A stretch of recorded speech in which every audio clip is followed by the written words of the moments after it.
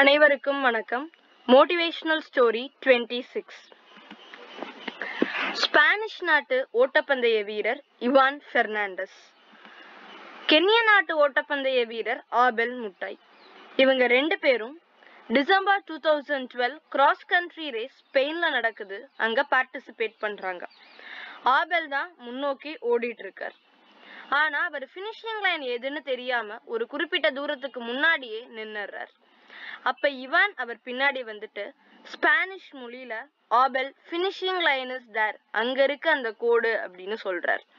Spanish மொழியில அவர் சொன்னதுனால Abel முட்டாய்க்கு எதுவும் புரியல. அதை தெரிஞ்சுக்கிட்ட இவான் உடனே தன்னோட கைய வச்சு சைகை காமிச்சு அவர் சொல்றார். இவான் சொன்னதுக்கு அப்புறம் ஆபெல் முட்டாய் ஓடி முதலிடத்துக்கு வந்துடுறார். இவான் 2ஆம் இடம் போயிடுறார்.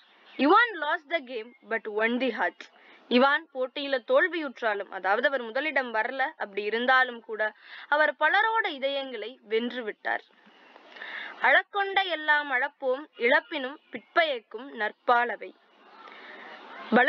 மற்றவர்களோட பலவீனத்தை பயன்படுத்தி வருந்துமாறு நம்ம ஒரு வெற்றி பெற்றோம் அப்படின்னா அது நிலையற்றது.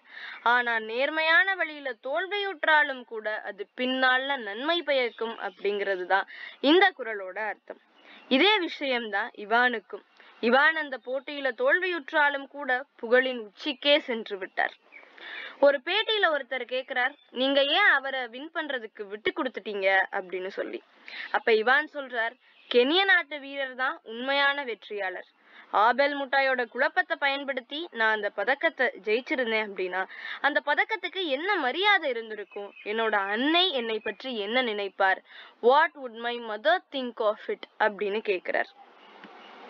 நம்ம குழந்தைங்களுக்கு மதிப்பெண், கல்வி இதோட முக்கியத்துவத்தை சொல்ற பல பேர் வேல்யூஸ் ஆஃப் லைஃப சொல்ல விட்டுறோம்.